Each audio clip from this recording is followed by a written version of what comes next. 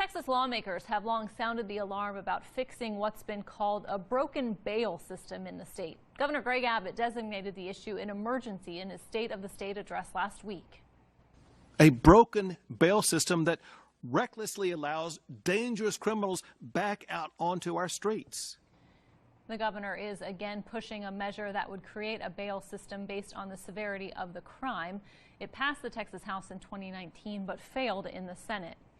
But not everyone agrees with that approach. Criminal justice reform advocates argue the governor's proposal doesn't directly address the problem of poor people who aren't violent being held for weeks before their trial date. Rena Diamante joins us with more on the debate. Rena, what are people saying about this push for changes to the bail system?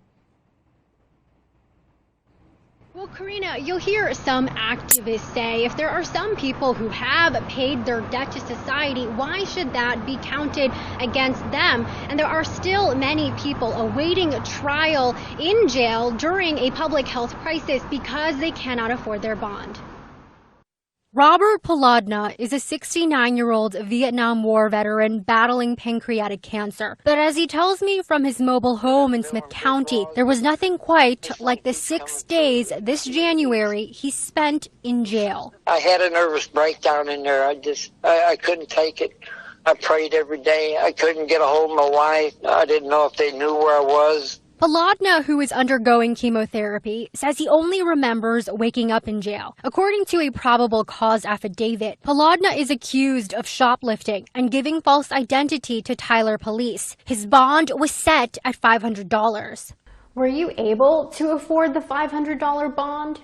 No, not really. I get a panhandle for extra food out here. We got a nice mobile home and everything, but we are on limited income. Paladna is out and reunited with his wife because of the help of a community advocate with Texas Jail Project. If I'm able to secure my freedom, then I'm free to go, right? But it's really mind-boggling and heartbreaking because these are a lot of individuals or folks have contacted me because they simply don't have the means and resources to afford their bonds. Bail reform will be a hot-button issue this legislative session. Lawmakers are considering how Harris County is allowing no-cash pretrial release of misdemeanor defendants, following a federal lawsuit over the county's bail system. An independent monitor is reviewing those changes, and according to an early report, the misdemeanors are the large bulk of the criminal justice system.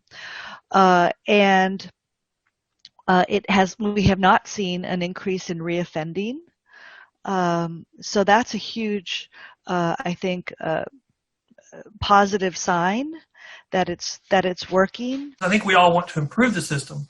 I just think we have disagreements over how to get there. According to Ken Good, a board member for the Professional Bondsmen of Texas, he believes there should be a whole host of factors that should be taken into consideration before setting bail. Nobody's looking at their criminal history. Nobody's looking to see if they have a substantial history of failing to appear, or if they failed to appear for court, or if they've continued to have a long history of criminal history. Paladna, too, wishes police would have looked into his history before detaining him. It seems ridiculous to me. But I don't know what the policeman was thinking when they handcuffed me and took me in.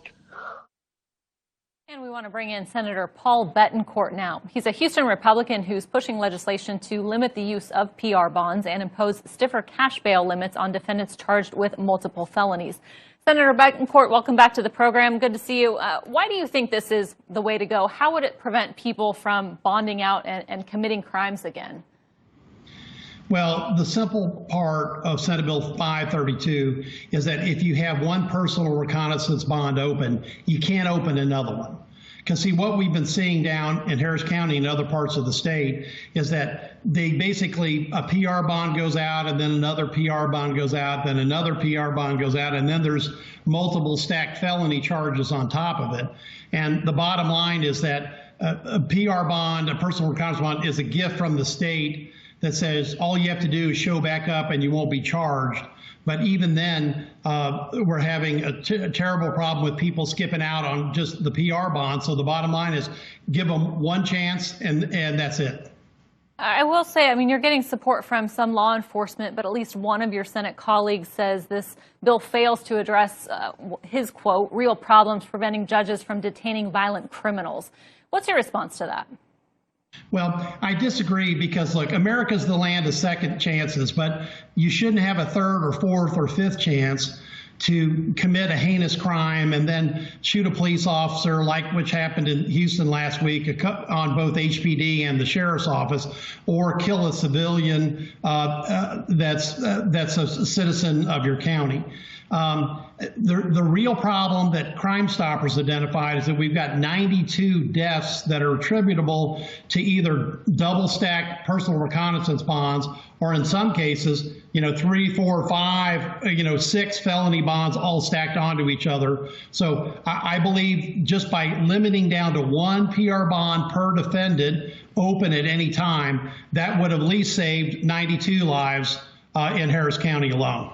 What do you think? I mean, do you think there are safeguards that could be added to PR bonds to make sure someone isn't being locked up forever? Well, I mean, that's the balance here, because the state constitution says that you have to have access to a bond. Right. And so we worked with legislative counsel to try to come up with language that would keep the ability to get a bond for the people that needed it, but also try to put on just some rational limits, like, after your third felony charge, you have to have a $10,000 bond, which really only means $1,000 out of pocket if it's revoked, and 80% of those aren't even being revoked in Harris County. I think the governor took a good step with his idea for Trooper Allen as well. I think these are complementary because basically we're trying different solutions to get at the problem that while bail reform was necessary, we've gone too far on bond release, and the public is in danger. And certainly, as we've seen in Harris County, we've had 2 officers shot with people out on PR bonds just last week. How closely does this mirror what Governor Abbott is calling for? I mean, could you do one without the other and vice versa? Well, yeah, because actually there are 2 different solutions that could be on the same coin, just, one on one face and the other one on the other. And look, we're going to have other ideas. Senator Huffman has talked about a major omnibus bill, and I don't care what bill passes, because at the end of the day, we just have to stop this revolving door and letting people out on personal reconnaissance bonds like popcorn. That was never what that was designed to do. That was designed to help somebody that was indigent, that couldn't make a bond, get out because the court determines that they're not a risk. But what we're seeing with 92 deaths in Harris County is that the system's being abused, and we have to have bond reform to follow bail reform. Well, lastly, I want to ask you, I mean, the bail system in Texas has long been criticized for the people who can afford it, get released, and then others stay in there, not able to return to work or care for their families after a run-in with the law. How can you guarantee this would not be something that increases wealth-based incarceration? Well, that's why we've set a very low minimum for the third felony, post-third felony, of only $10,000. When you look at capital murder bonds, those are $50,000, $60,000, $70,000, $80,000. But more importantly, we're trying to put legislation that stops, quite frankly, magistrates that have a view that everybody should be released regardless of the charges against them. Well, that's not what the system's about. I predict there will be some solution that the legislature will agree on, because we just can't have people, popping out on no-cost bonds and ending up shooting police officers and killing civilians in their home county. Senator Paul Betancourt, an issue that's been looked at for years. We'll continue to follow where it's going this year and get you back on. Thank you so much for your time. Thanks.